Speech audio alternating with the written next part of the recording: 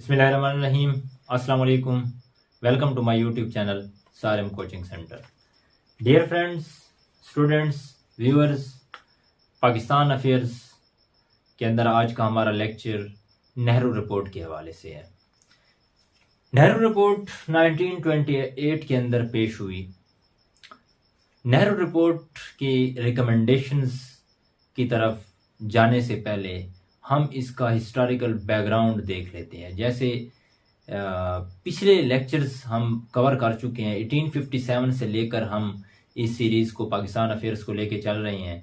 तो इसी तरह सीक्वेंस के साथ अगर अब हम आएँ तो नेहरू रिपोर्ट से पहले जो हमने साइमन कमीशन को डिस्कस किया, आप लोगों को पता होगा कि हमने साइमन कमीशन को डिस्कस किया है।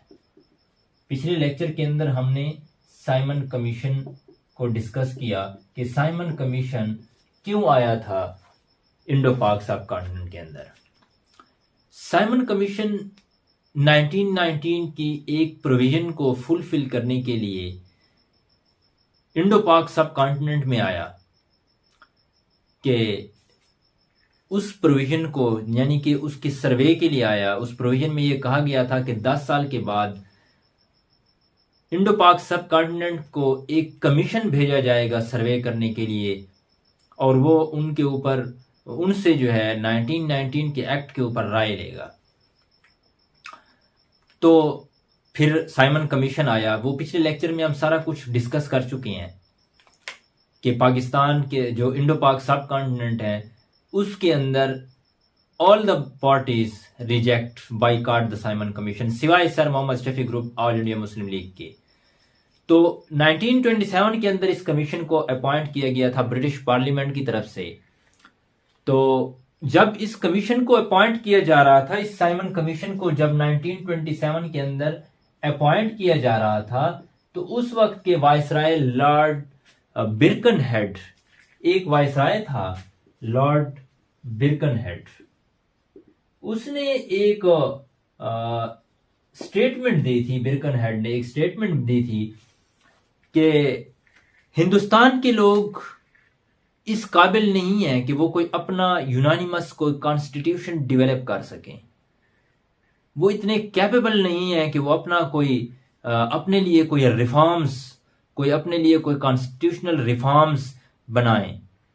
और रीजन भी यही है कि जब भी हम कोई इनको रिफॉर्म्स देते हैं, कोई कॉन्स्टिट्यूशनल फ्रेमवर्क देते हैं, कोई कॉन्स्टिट्यूशनल डॉक्यूमेंट देते हैं, तो हिंदुस्तानियों की तरफ से कुछ रेजिस्टेंस सामने आती है। तो उन्होंने हिंदुस्तानियों को चैलेंज किया था, उस लॉर्ड बिरकनहेड ने चैलेंज किया था हिंदुस्तान की लीडरशिप को, लॉर्ड बिरकनहेड ने, कि अगर आप लोग इतने काबिल हैं, अगर आप लोग इतने कैपेबल हैं, तो अपने लिए कोई यूनानिमस कॉन्स्टिट्यूशनल फ्रेमवर्क डेवलप करें, तो कोई अपने लिए कोई कॉन्स्टिट्यूशनल डेवलप करें, और हिंदुस्तान के जो वो ऐसा कॉन्स्टिट्यूशन डेवलप करें जो हिंदुस्तान के तमाम कम्युनिटीज और तमाम सेगमेंट ऑफ सोसाइटीज के लिए काबिल कबूल हो। साइमन कमीशन अपॉइंटमेंट के टाइम पे इस लॉर्ड बिरकनहेड ने हिंदुस्तान की लीडरशिप को यह चैलेंज दिया था। तो इस हिंदुस्तान की लीडरशिप ने इस चैलेंज को क्या किया था, कबूल किया था लॉर्ड बिरकनहेड के इस चैलेंज को, और इस काम के लिए जनवरी 1928 के अंदर ऑल पार्टीज कॉन्फ्रेंस बुलाई गई।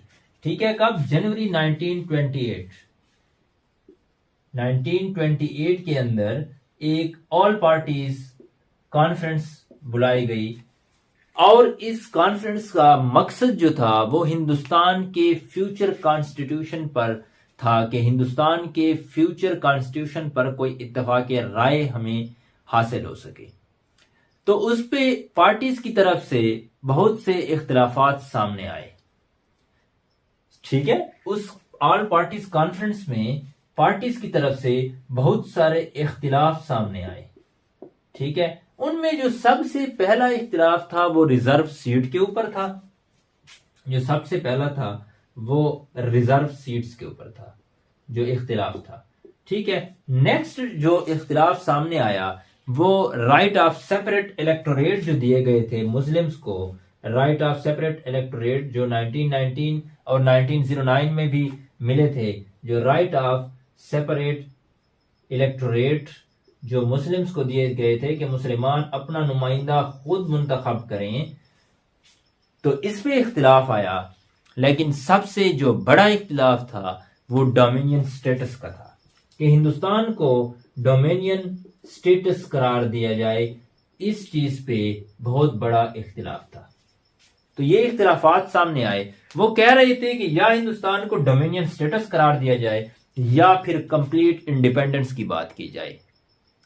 तो इस कॉन्फ्रेंस की दूसरी मीटिंग पहली तो जनवरी 1928 में हुई, तो इसकी जो सेकंड जो मीटिंग थी वो मार्च में होती है। मार्च में फिर जो है इसका ऑल पार्टीज कॉन्फ्रेंस की मीटिंग होती है और इसमें जो सबसे और तो इख्तिलाफ थे, लेकिन जो सबसे बड़ा इख्तिलाफ था वो खत्म हो गया। जो डोमिनियन स्टेटस वाला था या जो इंडिपेंडेंस की बात हो रही थी, तो उन्होंने कहा कि ये बात तय हो गई। एक बात तो उन्होंने डोमिनियन स्टेटस की थी और दूसरी ये की थी कि या तो इसको कंप्लीट इंडिपेंडेंस दी जाए। पहली कॉन्फ्रेंस के अंदर ये बात हुई थी, लेकिन जो दूसरी कॉन्फ्रेंस थी, जो दूसरी मीटिंग हुई उसके अंदर उसमें ये सिर्फ इस बात पे इत्तेफाक राय हो गया कि डोमिनियन स्टेटस की बात की जाएगी, कंप्लीट इंडिपेंडेंस को साइड पे रख दिया जाएगा। लेकिन जो बाकी जो इख्तिलाफ थे, जैसे रिजर्व सीट्स का, राइट ऑफ सेपरेट इलेक्टोरेट का, इस तरह लैंग्वेज का इशू था, इसको भी ये इख्तिलाफ भी वैसे के वैसे रह गए। ठीक है, ये जो हवाले से इन पर जो था इख्तिलाफात जो थे वो बरकरार रहे। ठीक है, अब दूसरी मीटिंग के बाद तीसरी मीटिंग होती है, वो होती है मई के अंदर 19 मई 1928 या 1928 को इसकी थर्ड मीटिंग होती है इस ऑल पार्टीज की, इसी चीज पे। उस मीटिंग के अंदर क्या होता है, उसमें काफी सारी बहस होती है और काफी सारी बहस के बाद एक कमेटी तश्कील दी जाती है। ठीक है, उस थर्ड मीटिंग जो हमारी 19 मई 1928 को हो रही है, उसमें एक कमेटी तश्कील दी जाती है। ठीक है, उस कमेटी के अंदर उस कमेटी की जो चेयरमैनशिप होती है, वो कमेटी बनाई जाती है कि ये कमेटी जो है, कमेटी 1928 की जो थर्ड मीटिंग है मई के अंदर हो रही है, उसमें ये कमेटी बनाई जाती है कि ये कमेटी हिंदुस्तान के कॉन्स्टिट्यूशनल फ्रेमवर्क के हवाले से काम करेगी और अपनी रिपोर्ट पेश करेगी। ठीक है, अब कमेटी की जो चेयरमैनशिप थी वो कांग्रेस के प्रोमिनेंट लीडर मोतीलाल नेहरू को दी गई। ठीक है, जो चेयरमैनशिप थी, जो चेयरमैन बनाया गया, वो मोतीलाल नेहरू को बनाया गया इस कमेटी का, जो थर्ड मीटिंग के अंदर जो कमेटी बन रही है। ठीक है, ये जो मोतीलाल नेहरू है, ये फादर हैं किसके, जवाहरलाल नेहरू के बाप हैं, ये वालिद हैं किसके, जवाहरलाल नेहरू के। ठीक है, और जवाहरलाल नेहरू कौन है, Jawaharlal Nehru is the father of Indira Gandhi and Jawaharlal Nehru is the first PM of India. ठीक है, इंडिया के प्राइम मिनिस्टर रह चुके हैं जवाहरलाल नेहरू। तो इसके जो फादर थे मोतीलाल नेहरू, उसको जो है इस कमेटी का चेयरमैन मुंतखब कर लिया गया। ठीक है, इसके अंदर, इस कमेटी के अंदर मोतीलाल नेहरू के अलावा और भी मेंबर्स थे, जिसमें दो मुसलमान मेंबर्स भी थे, दो मुस्लिम मेंबर इसमें शामिल थे। एक का नाम है आपके पास सर अली इमाम और दूसरा शुएब कुरैशी। एक सर अली इमाम और दूसरे जो मुस्लिम मेंबर शामिल थे वो शुएब कुरैशी। इसके अलावा इसके अंदर जो और जो मेंबर शामिल थे उसमें तेज बहादुर सिपरू है, आपके जो है मंगल सिंह है, आपके जीआर प्रधान है, सुभाष चंद्रू हैं, इस तरह वगैरह वगैरह और भी मेंबर इसमें शामिल किए गए। लेकिन जो मुस्लिम मेंबर्स थे वो ये दो थे। अब मुस्लिम मेंबर्स के बाद जो सर अली इमाम है, ये एक मीटिंग में ही इसने अटेंड की थी इस कमेटी की। फिर ये सर अली इमाम जो थे ये बीमार पड़ गए थे और दूसरी जो मीटिंग्स थी इसकी वो अटेंड ना कर सके। और जो दूसरे मेंबर हैं शुएब कुरैशी, इस शुएब कुरैशी ने इसने मीटिंग्स तो अटेंड की, लेकिन इसको इस रिपोर्ट के, नेहरू रिपोर्ट के रिकमेंडेशन पे इख्तिलाफात थे।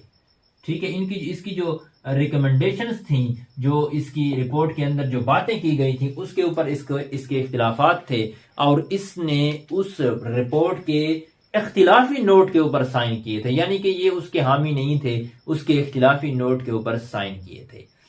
तो उसके बाद जो है रिपोर्ट जो है फाइनल होती है और फिर वो क्या करते हैं, अपनी रिपोर्ट पेश करते हैं।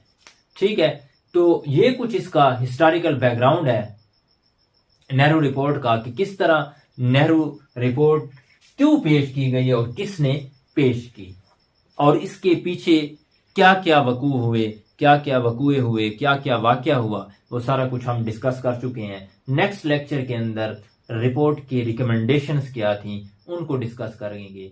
तब तक के लिए इजाजत।